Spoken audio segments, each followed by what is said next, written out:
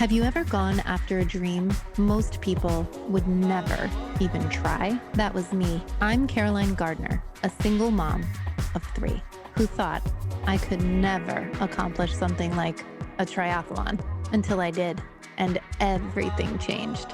This is a show about people who dare to go after their dreams, especially when met with life's adversities. So let's go find out why we try.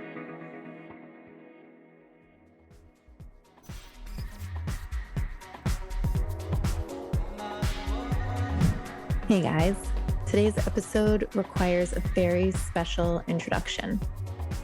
I have been wondering, why is Challenge Daytona and Challenge Miami now Clash Daytona and Clash Miami?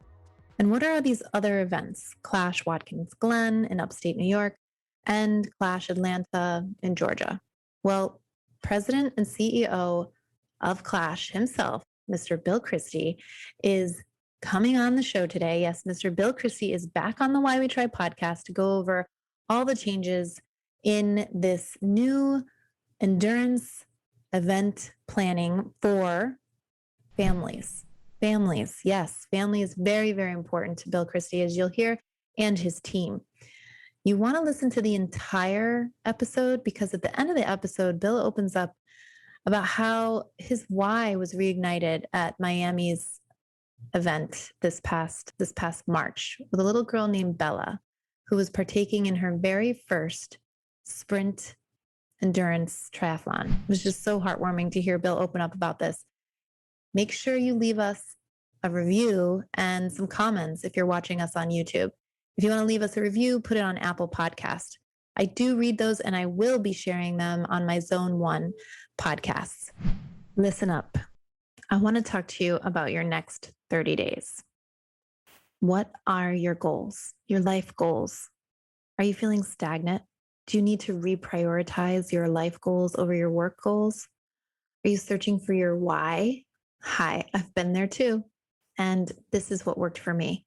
30 Days of Excellence is a program put on by Build Your Life Resume. And these guys over at Build Your Life Resume don't mess around. They are here to offer weekly live life coaching from unique and successful leaders. Yes, they want to help you.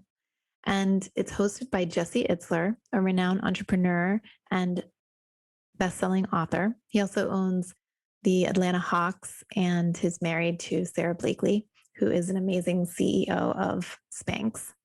Chad Wright, a former Navy SEAL and world-class endurance athlete.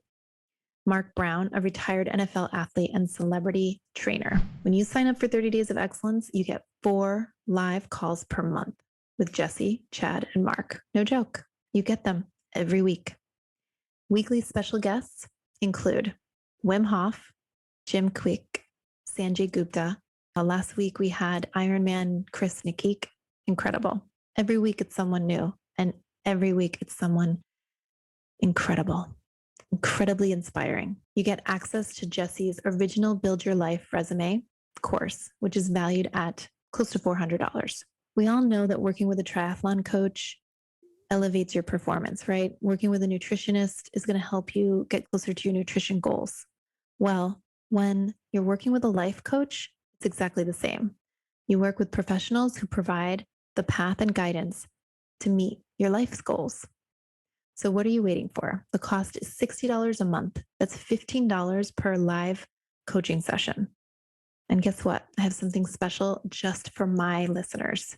If you go on to www.bylr.com right now and scroll to 30 Days of Excellence program, you can enter this code, TRI, capital TRI, and you'll get 50% off your first 30 days. That's $1 a day. For $30, guys, you're going to get life-changing coaching just for you. You're worth it. Go do it. I can't wait to see you in the live Zooms. Okay, guys, grab your favorite beverage and buckle up. We are, after all, in the company of the NASCAR family with Bill Christy. Hey, good morning, Bill. Welcome back to the Why We Try podcast. How are you this morning? Good, thank you. Thanks for having me. Well, I'm so happy to have you back on the show and really appreciate you taking the time out of your very busy schedule to come in here and talk to us. Did you bring your favorite beverage today? I did. I have my 10 o'clock a.m. beverage, which is, I know it's important to you. So this is the water of NASCAR. It's Desanti, and it's a Coca-Cola product. And as you know, we're a big Coca-Cola fans here. So if I Awesome. do it right, maybe they'll pay me by the sip. I think that's the way it works. Well, cheers. I am coming in with my second cup of coffee today with my mug, little I mug. love that Why mug. we try mug? Yes. I would. Can I get one of those? Yes, sir. We're going to be sending you guys. So cheers. Cheers. Here we go. Cheers. A lot has happened since the last time you were on. In fact, so much has happened in the world, right? The last time you were here, we were getting ready for Miami. I was trying my best to get ready for a sprint distance, and I did make it to the race. I did do the race. I will jump into that and share with you my experience. But what I wanted to ask you was your point of view of how Miami unfolded. It was the first time doing an event like that in Miami. And what did you come away with from that experience? So we'll start with the age group perceptions. The water was so clear, it's a spring-fed lake, that we decided this year we're actually going to put scuba divers in the water with cameras so you can see the people swimming by. It was just gorgeous. That was probably one of the top things we heard.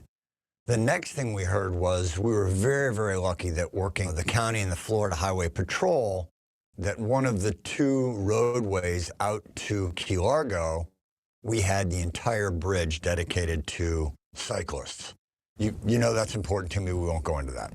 The last thing we heard from the age groupers was they did like the requirement for some of the bike handle on the road course because it was technical and people didn't expect that.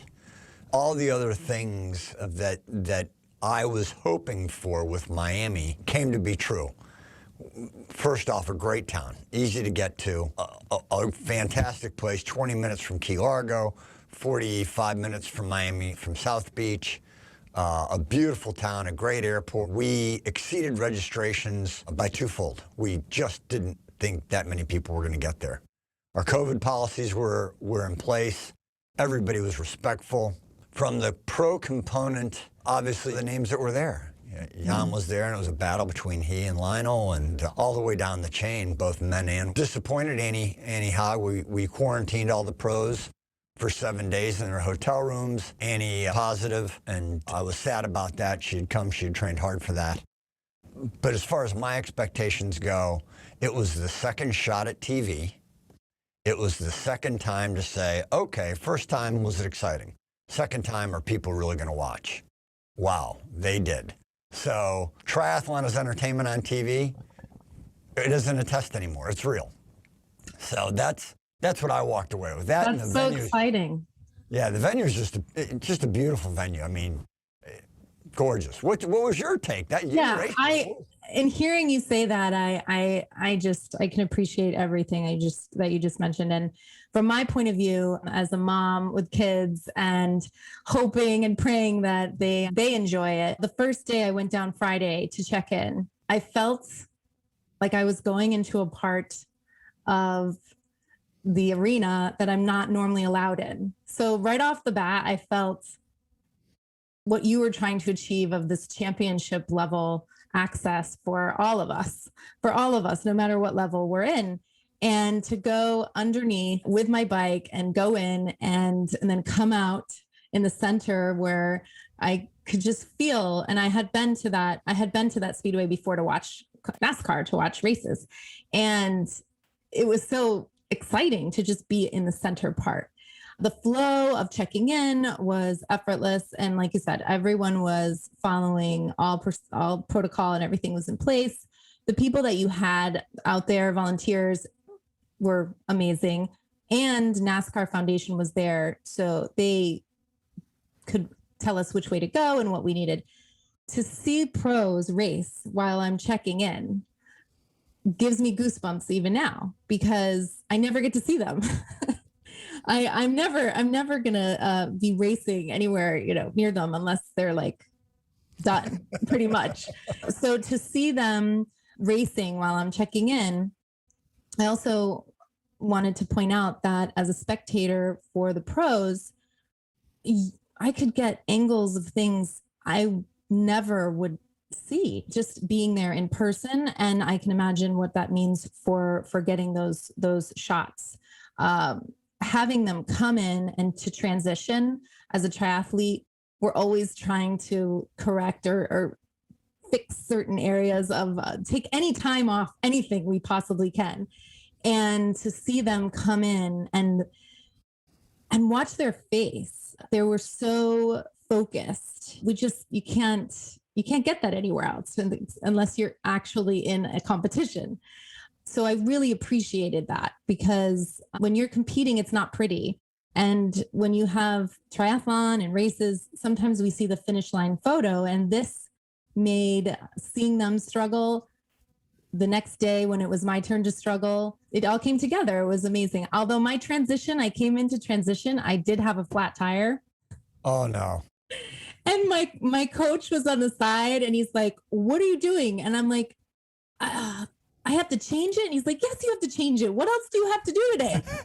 And so I'm like out there trying to change it. It was the longest tire change for me ever. And I look up and my girls are standing up upstairs, kind of over the top of the garage, the viewing area. Yes, you can overlook. And there they were waving, "Go, Mom!" And nothing else mattered. So they were happy. They said they weren't struggling in the heat while watching the race, which for anybody in southern states, having our family come watch us in the heat, they could get out of the heat. There was covered area. It was awesome, Bill. My kids were happy. I was happy. Like, it was fantastic. I think you definitely achieved quite a bit for those of us that are, amateur age group that just want to enjoy an event. Just really want. So I appreciate that. You guys thought of everything. Well, you just proved, amplified, and expressed our only desire at Clash, and that is to provide the athlete with an experience unmatched. And we were joking about it. I had some folks down from the Brooklyn Tri Club, and they were here, and they said, "Why do you do this?" I said, "Have you ever raced this race?" And they said, "Yeah." I said, "Well, running through transition, I picked up a rock in my shoe, and when I flew the bike, I went into my shoe with this rock in it, and I looked down and my foot was bloody." I said, "That's why we carpet everything. So you're not going to pick up a rock. They're going to blow dry with blowers that red carpet the entire time. So if you're not in your shoes or on your bike, you're on red carpet." And we try and think of those little things. We try and give people, you said it, your kids. Because you know. Because I've had a rock in my shoe, and it's not fun. Yeah, but the important part was the kids were there. They got to see Mom. You were up close and personal to them. They could get right there next to you and watch you run by and watch you bike by several times. And it's a family affair. They had stuff to do that they could do themselves in the fan zone. And you talked about coming into the tunnel. We refer to that in NASCAR speak, that's called coming into the bowl, right? Mm. It's an experience that you've experienced that we hope many more people can have that experience, because that's what it's about to us. Yeah. Yeah. And as you're saying that, on the run portion of going around on the track, I looked up and it's hot. There's no relief on that, except for when you see your fans or your family and spectators and the volunteers that are out there. When you get around to them and you hear all the cheers and everything, that's the relief, right? But to be out there and to look up and to see, I'm on the pavement where some pretty amazing events have taken place, and you feel connected. You feel really connected to not just your sport, but to another sport. And to bring that into this conversation, I want to, obviously it's now Clash. So we have a change. And so share with us a little bit about how it went from Challenge to Clash. Why did you make that change? Put simply, Philip LaHaye and Andre Lepar. Philip is our Executive Vice President of Strategic Initiatives, and Andre is our EVP of Operations. They were doing a scouting trip in Atlanta. They came back from Atlanta and they said, do you know what's in the middle of the Atlanta road course? I said, no. And I mean, I've been to that racetrack, a bunch of times. They said, the Fox Factory Test mountain bike course. I said, really? They said, yeah. I said, is it awesome? They said, you can't believe it. They said, and the other part is we can't get water close enough to be able to do a swim bike run there. I said, well, that's disappointing. They said, no, it's not disappointing. I said, as we look at our track opportunities around the country, we just exponentially increased our opportunities because we can now do mountain biking and gravel racing and gravel riding and relay events on trails and middle of the night team relay races for 60 miles on the track. They said, we are not a triathlon company. With these opportunities, we're an endurance company. And so I said, this is viable. And we went through a bunch of the tracks around the country. And they're like, look at this mountain biking. Look at this gravel. Look at this for relay racing. Look at this. Then we looked at the data associated with what sports were growing. Gravel's up 121, mountain bike 10. Mountain biking's up, I think, over 30. It's huge. Yep. I got a gravel bike. I just bought a mountain bike. So, I think that's a function of people don't want to ride on the roads anymore. And so I said, okay. I said, let's do it. And they said, we got one problem. And I said, what's that? They said, we're not a triathlon company anymore. We're an endurance company anymore. So we worked with a big branding agency, and Clash Endurance was born. And we're excited about it. As I said, I just bought a mountain bike. I'm on my way to Atlanta in the next couple of weeks to go try out this course. We're excited. Awesome. I'm so excited to hear that. I really am because, yes, during quarantine, we dabbled into anything we possibly could to keep active and sane and moving and distance and gravel riding or mountain biking. Yeah, you're not on top of each other. So, and it has that same component of what you're saying. We're not on the road. And we do some rides down here in near Black Point, which is close to Miami Homestead Speedway. Yep. And know it well. Yeah. And so we'll go at night. And you know what? I was talking to Frankie Ruiz too about this. I felt like a kid because I could be outside at night with the lights on the bike. And it almost had a Stranger Things feeling to it, that show where you got to get home before dark. It's beautiful. The parts of, at least with Florida, and I can imagine for Georgia as well, you're seeing a different part of your surroundings. You are. And it's peaceful. It's really beautiful too, in all the chaos of trying to make sure mountain biking's another animal. So I'm interested in that. That's awesome. It is a different animal. I'm a little personally afraid because I'm not, let's be fair, I'm a little ADD. And you take your mind off that trail one time and you're kissing a tree. But the trails that they have as their test course, there's a green, blue, and a black trail. They're about 8 miles each. They're safe. If we light them up, we can do races at night with the lamps and so on and so forth. So we're just so excited about the opportunities, not just there, but other tracks around the country. So going endurance did two things for us. One, probably the most important part, was that it allowed us to utilize what the tracks would give us.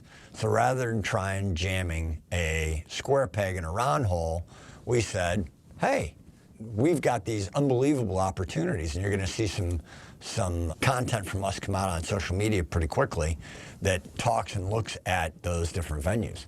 So excellent. It's really exciting. One of the people that I had on the show was Ironheart Jeremy Woodward from New Hampshire. He and I talked after Miami, the race in Miami, and him being in New Hampshire, he's like, but wait, we have a track. We have a track in New Hampshire. We need to bring this. We need to bring it to where we are. And so we're trying to figure out, like, how do we make it happen in New Hampshire? So it's just funny because everybody's on board. Everybody wants this. As far as all of us out here wanting to participate, we're saying, yes, bring this. And now that you're adding all these other events, you talk about the kids event. You talk about the importance of kids. It's so important to me as a mom that my kids watch me do it, even if they don't want to sign up, fine, just watch me. But for all those parents out there that do have kids, events right now are tough because of everything and restrictions and stuff. But having our kids go into triathlon is something that is actually doable. Tell us a little bit about I know that is a very important factor for you with Daytona is incorporating the kid events. So tell us a little bit about that. So I think that, this goes back to a discussion I had with Rocky Harris some time ago. And I said, Rocky, how can I help, right? It's important to us. And Rocky had two comments, and he said, the first problem is that people are afraid of swimming. He said, the second problem is that keeps people from getting into our sport. The second problem is we don't do as good a job as we should developmentally for kids in our sport. So we've got to figure out a way to engage them. So, as you know, we put on a kids triathlon, 2 different age groups, 2 different distances. We do a soft 5K for the kids, for a kids run, kids fun run. And tell a quick story about Miami. There was a 5-year-old named Bella, and she was the last one in the water, the last one out of the water. And as she was coming out of the water, she was about 10 feet from shore. And she had basically said, I'm giving up. And she had 7 lifeguards around her, 2 in the water. Move your arms, you're almost there. Her mom was on the shore with a bullhorn. Come on, Bella, you can do it. She got out, she got on her bike. Her bike had tassels on it, it had a basket in front of it. And we wanted to make sure she got around the course. So I got into a golf cart and I followed her around. And then our CFO actually crossed the line and got a really cute picture of her. Selfishly, that made my day. As much as the pro race where the pros walked away saying that was probably a better race experience because of the technical road handling of the bikes than Daytona was, that aside, Bella, 5 years old, watching the lifeguards get her through the swim, getting her off the bike, getting her through the run, and watching her cross that red carpet, that 600 feet of red carpet was just amazing. So important for all of us to your point, to demonstrate to our kids, hey, mom's doing this. Mom's doing it. That's pretty cool. So, yeah. Oh, thank you so much for sharing that story, because that was one of the, obviously it's called Why We Try. So it sounds like to me that you have carried on this light that you have, this affinity that you have for the sport and any endurance sports. And now it's continuing on as you go, no matter what level you're at, whether you're a pro athlete or you're amateur, whether you're running a very successful business or you're just starting out. The why is so important, right? So to know that you were able to have that cup filled is so awesome. And I hope for you as you continue, it's just awesome to be part of this transition, Bill, to watch and see Clash come to life. I'm really excited about these events that are coming. And one of the things that I wanted to ask you now is the why has it transformed a little bit for you, your why and what you're doing? I mean, bringing the kids, carrying it over to the next generation is really important to you. Tell me a little bit about your why inside. You know the story about us as a family starting racing together because we were losing my stepson. He was a professional race car driver and had to move to Charlotte to continue on his career. And we were concerned about being disconnected. So we started racing sprint relays, and that's how we got connected and how we got hooked. And my favorite story is I've never raced a race with Ben where he wasn't waiting for me at the finish line to congratulate me. And the number of times I've fallen into his arms or absolutely, he had to catch me or whatever it was, those are memories you can't replicate.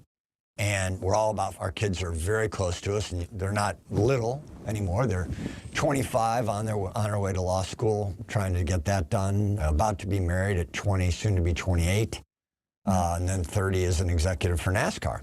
So they're not kids anymore, but it's going to be time for their kids soon. And with everything, all the craziness going on in the world, the thing and the pattern that I love to see was that people had to go outdoors, and their only option was to go outdoors and do something that was athletic in some way, shape, or form to keep their sanity. And so as we see that pattern, we as a sport, endurance sports have that window, have that opportunity. And now's the time for the change. And if we can ever make a change in our society where we as a society are obese, we are so many things, now's the time to change it. And I think we've got a real shot. And I know that sounds a little altruistic, and I know that sounds a little wishful in my thinking, but if your kids can sit there and watch you race and get excited, then multiply that by 2,000 athletes who hopefully will bring their families, bring a camper, make a weekend of it. Andrew Starkowitz just called me and he said, hey, can I have the camping slot next to you in Miami this year? And I said, of course you can. We've probably got 4 or 5 people. I know that a lot of the folks are going to camp this year. A lot of the pros want to camp this year. Yeah. So why not?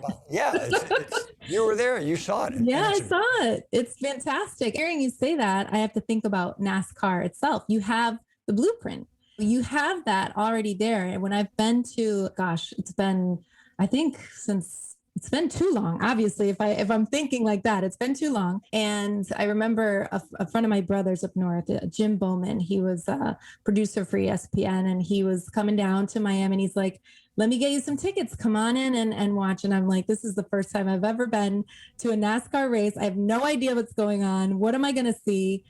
It was fantastic. There was something for everybody at every price, range. Like, so anybody can come to one of these events. And I felt that way as well at the Miami race. It can be, that makes me happy. Yeah, it can be expensive, man. The sport is expensive. Races can be expensive. This was affordable for all. And it had the same blueprint. Like, it felt very similar, but yet I could still have that feeling of that arena, right? Like, I could still tap into that energy that pros bring. And that's what NASCAR races and the drivers, that's what they bring. So I want to ask you about that. Have you and your son and your family influenced and convinced? I mean, race car drivers have to be fit, physically fit. They are. Have you convinced any of them to come on board and race? So that has to happen. Those conversations have to happen. Well, 2 things you need to know. One, those folks work every weekend a year with the exception of 3 weekends, right at Christmas time and right at New Year's. And then they are back at it that second week.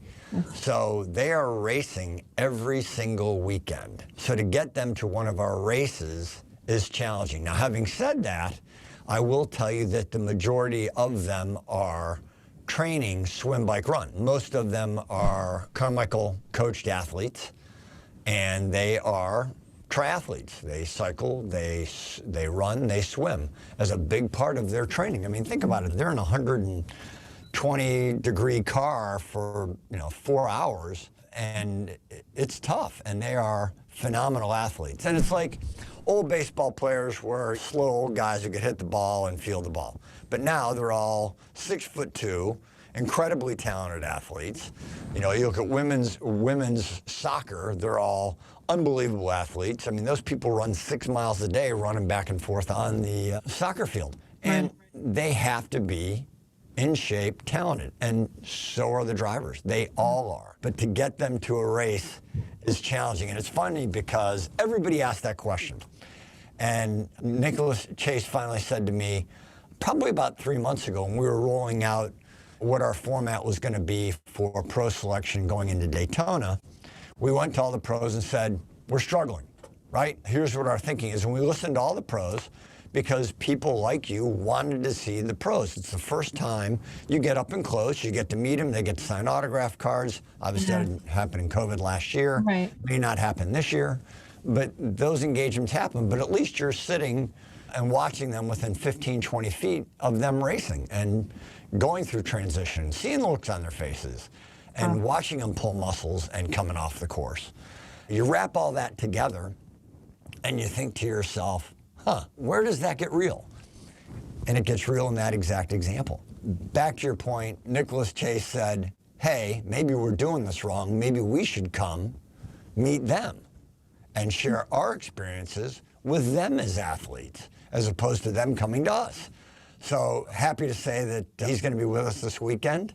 Ooh, I'm going to take him behind the curtain and let him see what goes on behind the curtain, let him meet the wizard. So I know that's he's awesome. That is right. so I know he's exciting. excited about it. We've extended that invitation. We've got other folks that are going to do it and do it more, and they'll be there with other celebrities from other sports and TV shows and those kind of Right. things. So it's exciting. I mean, you're expanding the family is what it sounds like. You're expanding the family and it had dawned on me because of being in a NASCAR and watching NASCAR events, how you have the blueprint for it. Like you have all those pieces in place. And as far as the supporters, the spectators, we like camping too. Like we enjoy all of that tailgating stuff. We enjoy it. We love Right? it. So it's already there. It's ready to go. I'm so excited for the upcoming events that you have. And you guys have quite a few coming up. So I'll make sure to put all the links and information so that everybody can go in and sign up. You have a lot of different giveaways too on Instagram, I noticed. So everybody needs to tap in there. And Yeah. So what we gave away a T-shirt signed by Jan Frodeno.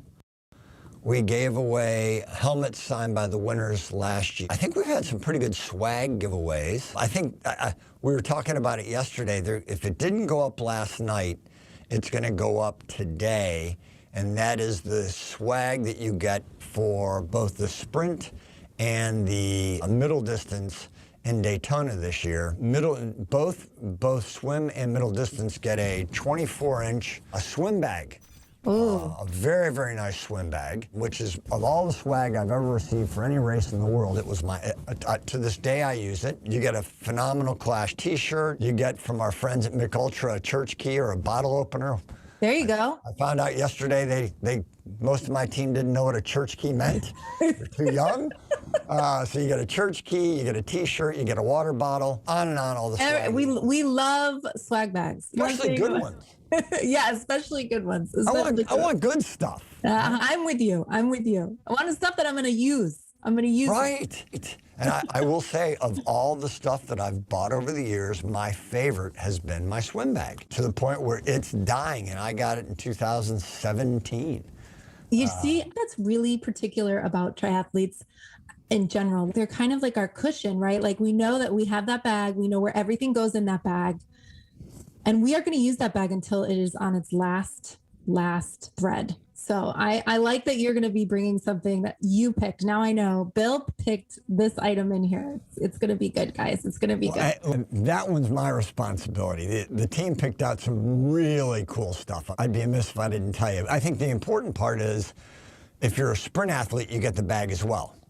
I think that's very important. Distance. Yeah. We were like, why wouldn't, it's not fair, right? So I like it. Said that in the last episode or conversational piece we had. It was that you wanted, no matter what distance, for people to feel that championship feel. And when I saw fireworks, guys, at a sprint distance, I was like, oh my gosh, this is for me. Like it really. And the spring fed was spring fed. So it was so clear. And swimming is a big one for me. And that was, for a good majority of us. And it was beautiful. So I have to attest, as far as the clear spring fed, because we were all like, we have a spring fed lake down in Homestead. We didn't know. And we do. And it's beautiful. So, one of the other things that we spend a lot of time, and we don't talk enough about, is the rolling start. We want you to fight for your personal best, not for a spot in the water. And so the rolling start based on target times has worked for us. We'll continue to do that. But I will say that the fireworks, they thought I was absolutely nuts. Then the fireworks went off, and when I saw everybody's head, everybody jumped out of their skin a little bit when the fireworks went off. I thought that was pretty entertaining. I love that. Fantastic. Yeah, everybody. We needed it. For God's sakes, we hadn't had anything. There was like, what for New Year's? I don't know. There was what for 4th of July that year previously. So it was like, fireworks. Oh my gosh. So it was fantastic. We appreciate it. I think that's one of the things, as I know me and many other Tri Club friends talk about, is feeling appreciated, as we are the ones who definitely invest in these events. So I think we all felt appreciated. Parking was easy. I mean, my kids, I'm telling you, they could come in and out. That was the other thing. A lot of times at events, it's very difficult. They couldn't make it early in the morning, so they had to come a little later. No problem. it wasn't an issue. And like I said, they could see me. They had plenty of different spots to access to see mom and to bring my spirits up to make sure that I finished fixing that tire and just getting on. So it really was flawless. I'm looking forward to Daytona and Miami. We're going to add a family component, and I'm not going to tell you what it is, but we're going to add a family component. It's going to take that to the next level this year. Oh, boy. Oh, boy. Mom got excited because she saw the kids cheering for her this time, and you were up on the Jumbotron, right? So they saw you when you're on the back side of the course. They saw you on the front side of the course. The course was technical a lot of time. We're going to add something to Daytona that's going to take that family experience. And I got to give Andrea Parr credit for it because it was a great idea. So excited to see. We're going to have this conversation again after. Love it. I love it. I can't wait for that. Awesome. All right. Take a sip of water. We're going to start our rapid fire round. You said yes to number 2, the second one. So here we go. All right. I'm ready. Put me in. Okay. Here we go. All right. Number 1. Your favorite time to train. What is the favorite time of day to train? 6 a.m. 6 a.m. Bills up, out the door, 6 a.m. All right, number 2. Who is your inspiration in the world of triathlon? My stepson, Ben Kennedy. Oh, I love that. I love that. All right, number 3. That's only because he's so doggone talented, and he when he swims, it's like it's effortless, and it just makes me mad. But yeah. I like it. It's a little fire. He motivates you with a little. It just makes me. Got to get out there. Got to get after him. All right, number 3. Your favorite motivational book, or maybe audio. I don't know what you prefer to listen to if you ever have time. I know you're very busy, but your favorite motivational book or author for keeping you pushing through triathlon? Who Moved My Cheese? Who Moved My Cheese? Okay, we're gonna have to look that up. And it's about a rodent in a box that's trained to go through a maze to a specific spot to get their food.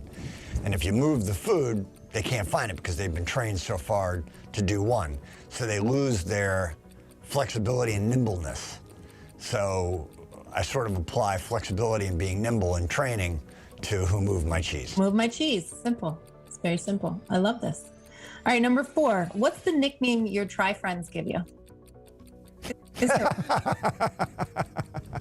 We all have one. We all have one. I'll tell you mine. If you Yeah. Okay. Yeah. You start with yours. You want me to start? Okay. Turd. I'm sorry. One more time. Turd. I am the turd of the year. My coach has awards every year, and the last time he was able to do an award was in 2019, like an award ceremony with all of us. And I did win turd of the year, and I was proud of it because honestly, I earned it. We vote for who we want to win these awards too. And the way I earned it is because everybody believes in this athlete that's turd of the year. They believe you're almost there. You almost have it. So it was a term of endearment in that poop emoji is everywhere. So it's great. You know what? It is what it is. And I was proud of it. And I said, thank you guys for thinking of me, that I have what it takes to go to the next level out of turd. So that was mine. What about yours? That's going to be tough to beat. Mine's part-time, as in part-time job. Oh, okay. Part-time job. And if I'm in a training cycle, I am lucky enough that my team knows I'm in a cycle. If I've got a long ride, I'll take a Thursday, because if I do it on the weekend, I'll get divorced. So in an effort to stay married. Keep everybody happy. Keep everybody happy. Keep mama happy. So yes, part-time, because they say I work part-time when I'm training. So yes, part-time. It's like a part-time job. It is, to get it in. Awesome. Okay. And final question is in relationship to the swimming and wetsuits. Wetsuit with sleeves or without? Which do you prefer? With. Okay. That's interesting. That's interesting. Why? I mean, does it bother you to have, or you prefer it? You like? Look, I don't want to be cold, period. So. Okay. The wetsuit I use does not inhibit me in any way, shape, or form. I think that's the thing with most people, is they try a full-length full arm wetsuit and they don't get it tight enough underneath their arms or on their shoulders, and it inhibits their movement. So they feel as though that it's causing them to slow down. I would argue that if you wear it properly, you get it on, it's not going to inhibit you. You're going to be very comfortable in it. Getting it off is not a problem whatsoever once you learn how to do it and you're taught how to do it. So yeah, full length, no question. Cover the arms. If I'm going to get cold, I'm going to be mad. Well, you know what? You guys heard it first from Bill. You got to get the right wetsuit. So I appreciate that advice. I think that's very important as far as advice for everybody out there. Bill, thank you so much for your time today. I greatly appreciate you taking the time out of your busy schedule, coming in here, sharing all of this wonderful information. Have a great rest of your day and onto your part-time. I don't know if you're going to get that in today, but thank you. I appreciate your time today. I'm so excited you came to Miami. Make sure that you put Watkins Glen on your calendar because it's going to be like no other race in the world. I know you're coming to Daytona. You know, we're going to give you that World Championship experience again, but Watkins Glen finishing in the middle of Wine Fest with 25,000 people cheering you on is a very, very special thing. And make sure you get a motor coach because we're going to, you know, hopefully we're post-pandemic and it's going to be a great party. Well, I'm sorry to interrupt you. That's true. The race that you just talked about is something I'm definitely going to have to do, like a separate whole entity episode rather of itself, because when you talk about wine festival, you know, you talk about majority of the people that I'm friends with that are going to perk their ears up, right? Like, hello, me, call on me. And I think that's fantastic that venue is coming into a reality.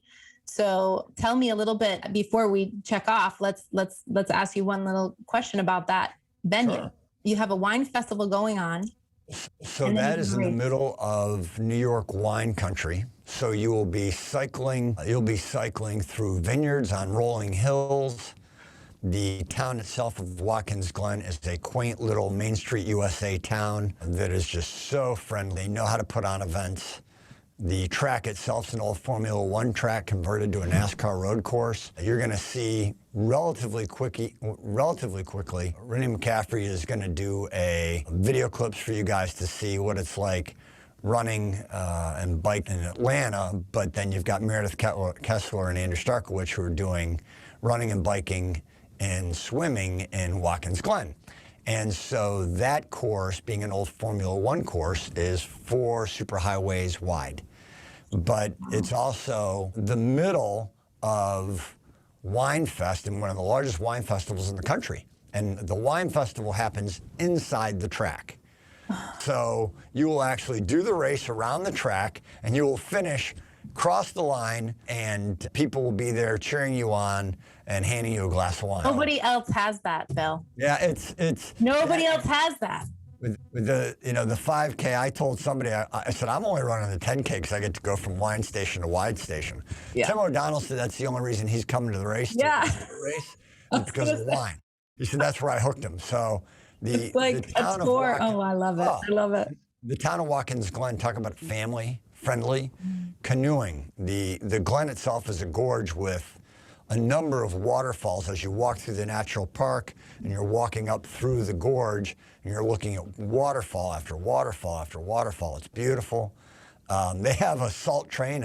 They've got the train that goes from one side of town to the other. You jump in and it sort of cruises you up and down the water. And just talk about family friendly. The ability to have a motor coach up there for camping is spectacular. So it's a destination. It's a destination race. And I mean, hang on, it's beautiful. It's absolutely gorgeous. Yeah, it's my favorite track. Everybody knows that now. I've said it a gazillion times on camera. I get in trouble all the time for doing that, but it is my absolute favorite track. Voted #1 racetrack by USA Today 4 years in a row because of the city of Watkins Glen. Awesome. Awesome. Well, I can't wait. I definitely want to check that out and bring all my New England family. Yeah, July. Say that again. I'm sorry. Say that one more time. July 8, 9, 10. It's on the website. Awesome. clash-usa.com. Yeah, check it out. You'll see a bunch of great videos of all the things you can do with canoeing and hiking. And listen, now my family in Connecticut has no excuse. They said, oh, we are all the way down south. I can't go. And now too bad. No, you're It's so coming. it's funny you say that. My brother John says, "Hey, is there room in your camper for me?" Because we grew up not far from there in Buffalo, and he's like, "Hey, I can go see my friends in Buffalo, but I can come down and hang out at the wine festival. Exactly. We're gonna do a couple of unique things, so it'll be fun." Awesome. I can't wait. That one's going to be on the list now. Awesome. Well, thank you so much, Bill. I appreciate you, and I look forward to seeing you definitely at Daytona. For sure. Listen, anytime I can be with you, I always have fun. Thanks for having us. Clash Endurance is appreciative to be on the show, and I look forward to seeing you in Daytona. Awesome. Have a great one. Thank you. All right. What did you guys think of my episode today with President and CEO of Clash, Mr. Bill Christy himself? I'm dying to find out. So hop on over to Apple Podcast and leave us a review, or you can leave us a comment in the YouTube channel. Yes, Why We Try is on YouTube now. And guess what? I have a surprise. I have a surprise for Why We Try community members only. Yes, an exclusive part of this podcast is being produced just for Why We Try community members only. And you can become part of it. I just need you to go on to the newly launched website, www.whywetry, TRI with an I.co. Go on over to my website and enter in your email to become part of the Why We Try community membership program. That's it. That's all you have to do. Go in there, and then you'll be receiving exclusive episodes directly to your email. Make sure you become part of the community membership program, and I'll see you guys soon.